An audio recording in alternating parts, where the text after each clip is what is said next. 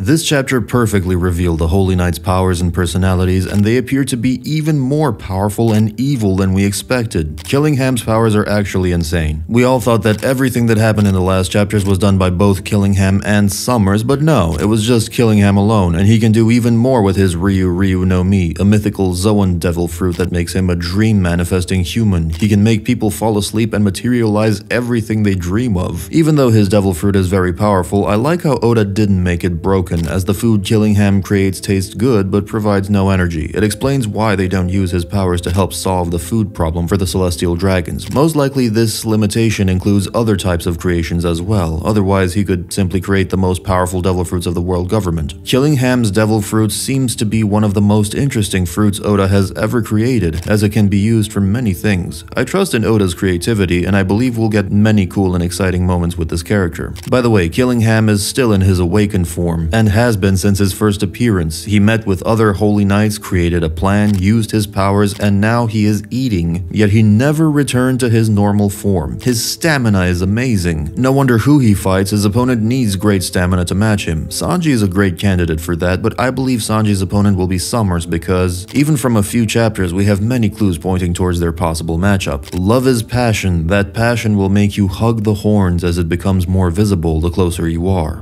Even in this chapter, Sommers talked a lot about love, which has also been a common theme for Sanji in recent arcs. Sommers has an interesting devil fruit as well. He ate the Iba no Mi, which makes him a thorn human. He can target people, and when someone touches his targets, they are attacked by thorns. The stronger the love for the target, the more painful the thorns become. This is an amazing devil fruit, but I don't know if Sommers is the best user for it. Yes, Sommers talks a lot about love, but even in this chapter, we saw how amused he is by watching people suffer at Elbaf.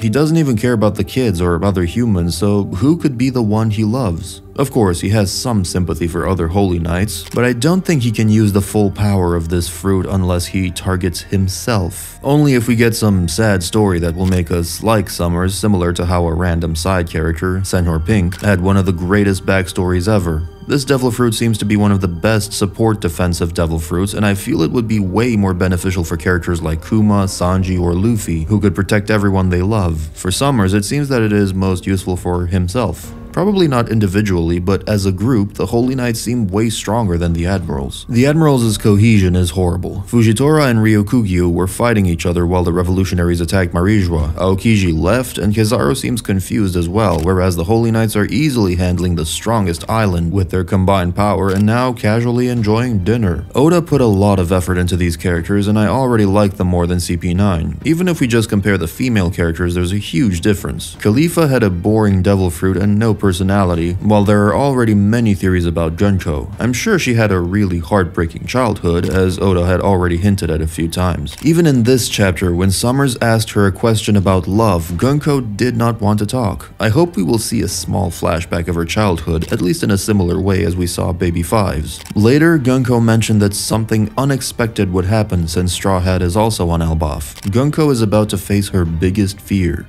Nika. I could speak about these characters forever, but let's move on to another part of this chapter. Loki and Harold. I want to start with the speculation that we might have seen Loki's daughter in recent chapters. This kid's name is Ylva, a Scandinavian name meaning she-wolf. This makes me think that Ylva could actually be Loki's daughter, or at least have some connection with him, as there are many parallels between Loki and wolves. We saw a little flashback about Hyrule and Loki's past. Loki was able to easily defeat Hyrule even when they were children. Back then, he had a spiked cannonbow as a weapon, which looked very similar to Kaido's weapon. Parallels between Kaido and Harold's family are increasing every chapter. First of all, Kaido has a striking similarity to Harold. He also had an attack named Conqueror of Three Worlds Ragnarok. Now we see similar weapons. Many theories suggest that he is Harold's son or somehow related to him. I wouldn't be surprised if it's true, but I think it's kind of late to reveal such information about Kaido. On the other hand, the possibility of Big Mom and Kaido returning at Elbaf is huge, especially after revealing that Elbaf's biggest weaknesses are fire and thunder.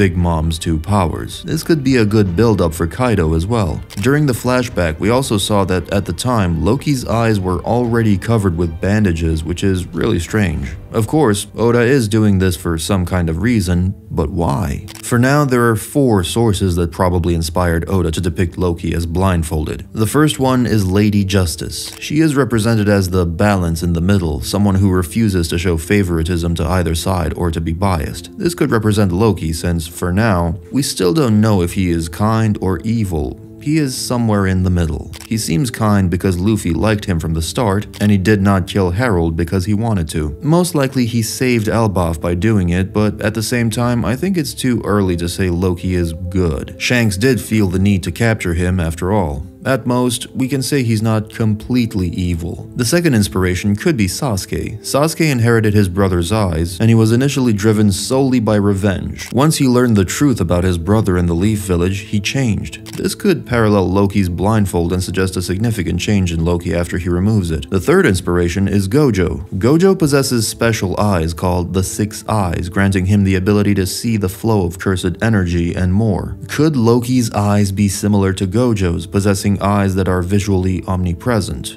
Or could his eyes be like emus or Mihawks? If they're connected to some kind of power, then it's something special. I'm sure this blindfold is not just to strengthen his observation haki since birth. Perhaps some secrets about Zoro's eye will also be revealed through Loki's character. The fourth option is Kenshi. Kenshi is a blind character from Mortal Kombat created in 2002. He was blinded by the sorcerer Shang Tsung, and his blindness granted him telekinetic and psychokinetic abilities. He is able to see someone fully described in a visually radiating way. This may explain how Loki was able to tell Shamrock resembles Shanks. However, this is my least favorite option because we already have a similar character, Fujitora. We don't need another blind character, even if he's an upgraded version, but that's just my opinion. At the end of this chapter, Loki reveals that he didn't want to kill Harold, but it seems that he had to. Now, this is where it gets complex. It's clear that Loki cares about Elbaf, but why did he have to kill Harold? Was Harold truly that evil? Was he one of the Holy Knights? This is what I mean by complex. Doesn't the situation seem too easy to you? Ever since Harold's picture appeared, everyone theorized that he was the real traitor. Then we saw Harold's sword stuck in Jarul's head, and also, why did Harold remove his horns? Later, the Holy Knights were talking about visiting his grave, implying they had some kind of connection. There are a lot of details hinting that the king of Elbaf was the real traitor, and of course, everyone connected the dots easily. Harold is bad, Loki is good, he killed his father to save Elbaf, and now he's portrayed as a bad person. Boom.